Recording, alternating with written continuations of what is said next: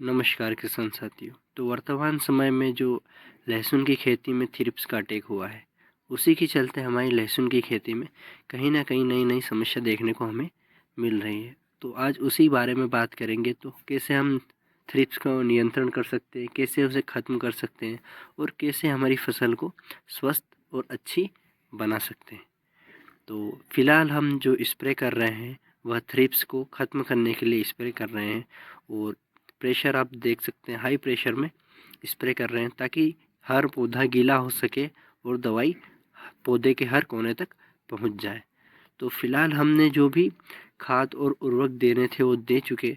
अब जो सबसे ज़्यादा पौधे को परेशान कर रहा है वह थ्रिप्स। वो थ्रिप्स पैदा होता है जब खराब मौसम होता है या बादल में बदलाव होते हैं या उमस होती है या कहीं ना कहीं ज़्यादा गर्मी पड़ती है, तो थ्रिप्स उत्पन्न होते हैं और पौधे को पौधे पे चिपक जाते हैं और जिससे पौधा का जो ऊपरी तना होता है, जो आखिरी कोना होता है, वह मुड़ जाता है, झुलस जाता है और लटकने लग जाता है। तो उसको हम कंट्रोल को कैसे करेंगे और हम क्या टेक्निकल डाल रहे हैं, उसी के बारे में अभी बात करेंगे।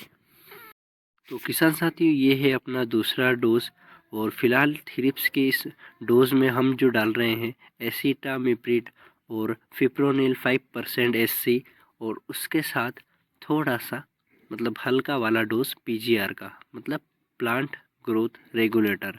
अब बात करते हैं एसिटामिप्रिड का, जो उसके फ़ायदे क्या हैं। तो किसान साथियों, यह इस्तेमाल जो फलों को चूसने वाले कीटों को नियंत्रित करने के लिए की जाता है और इसके स्प्रे से कहीं न कहीं जो सारी कीटें होती हैं, ये कुछ हद तक ख़त्म हो जाती है। यह कीटों के तंत्रिक तंत्र पर असर करता है और उन्हें पक्षाघात करके मार देता है। यह एफिड्स, फ्लाइट और थ्रिप्स, लीफ हॉप्स जैसे कीटों पर काफ़ी असरदार है और घरेलू कीटों पे भी ये काफ़ी नियंत्रण करता है।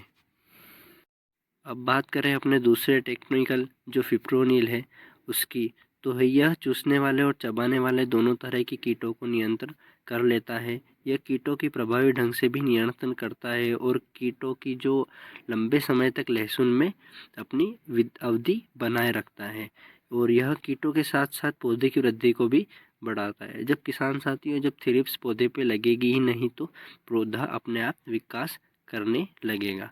अब तीसरा अपन ने पीजीआर इस समय क्यों डाला है, क्योंकि लहसुन अभी 65 से 70 दिन की अवस्था में जाने वाली है। तो अब कहीं ना कहीं उसको रूट और जो अपना बल्ब होता है, कंद होता है, उसको बनने के लिए थोड़ी सी मदद मिलनी चाहिए। इसलिए अपन ने हल्का सा पीजीआर डाला है ताकि लहसुन में कुछ ना कुछ मदद हो सके। तो अपने पीजीआर में जो टेक्निकल है वह है जिब्रेलिक एसिड और इसके इस्तेमाल से पौधों के विकास को नियंत्रित करने के लिए किया जाता है। यह पौधे के स्वास्थ्य में सुधार आराम से कर देता है और उत्पादन अच्छी तरीके से बढ़ा देता है। किसान साथियों, ये पौधे की वृद्धि रोककर उसके जड़ में या कंद में जोर दबाव बनाता है जिससे उसका विकास हो जाता है। यह तने को बढ़ाव को बढ़ाता है, यह बीजे के अंकुरण को भी काफ़ी हद तक बढ़ाता है। यह बुढ़ापे के धीमा कर देता है। कई बार ऐसा होता है टेम्परेचर की वजह से जो पौधा होता है उसका बुढ़ापा जल्दी आ जाता है, तो पीजीआर उसको कहीं ना कहीं कंट्रोल कर देता है। यह पत्तियां और जड़ों की वृद्धि को भी काफ़ी हद तक बढ़ा देता है और फसल के उत्पादन में काफ़ी सुधार करता है।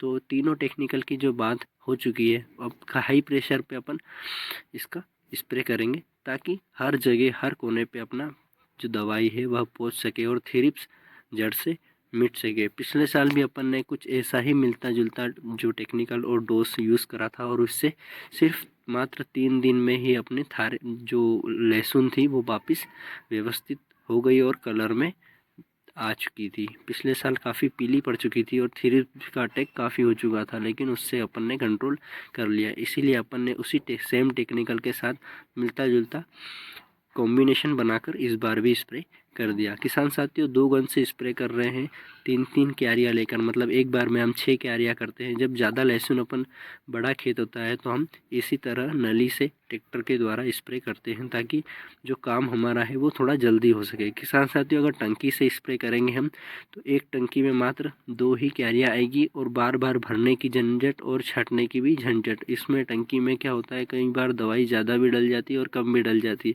लेकिन इसमें 500 लीटर के टैंक में प्रति 1 ml पे 1 लीटर दवाई का जो घोल बन जाता है उससे व्यवस्थित स्प्रे होता है और काफ़ी जो हमें फ़ायदा भी मिलता है। और इसी तरह से हम कई सालों से लहसुन की खेती कर रहे हैं और इसी प्रकार से हम स्प्रे कर देते हैं और धुआंधार स्प्रे इसलिए ही करते हैं ताकि जो दवाई है वह उसका पूरा असर अपने को और पूरा रिज़ल्ट मिल सके।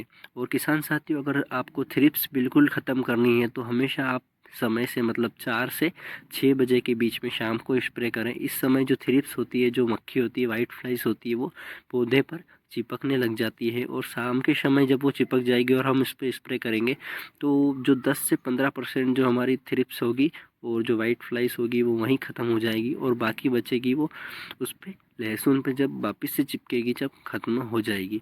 तो कहीं ना कहीं ये नुस्खा भी काफ़ी कारीगर है और हम ज़्यादा समय ऐसा ही सोचते हैं कि शाम को हम स्प्रे करें। अगर कोई और काम भी होता है तो हम दिन में भी स्प्रे कर देते हैं, लेकिन ज़्यादातर हम शाम को ही स्प्रे करते हैं ताकि हमारा जो रिज़ल्ट है वो पूर्ण रूप से 100% अपने को मिल सके। बाकी जो टेक्निकल मैंने बताई है काफ़ी कारीगर है और हम हर साल मतलब 3 सालों से इसे रेगुलर यूज़ में ले रहे हैं। मतलब कोई भी अगर डोज थ्रिप्स का अपन को डालना है तो हम यही डालते हैं। बाकी वीडियो अच्छी लगी हो तो लाइक, सब्सक्राइब और कमेंट ज़रूर करें। जय बलराम, जय किसान। किसान साथियों, बाकी लहसुन की जो क्वालिटी है वो आगे बताऊंगा। और फिलहाल अपन ने अमलेटा, तुलसी और रियान सिल्वर तीनों बीज लगाए हैं, पास पास में ही लगाए हैं। बस 10 से 15 दिन बाद अपन एक और वीडियो बनाकर डाल देंगे।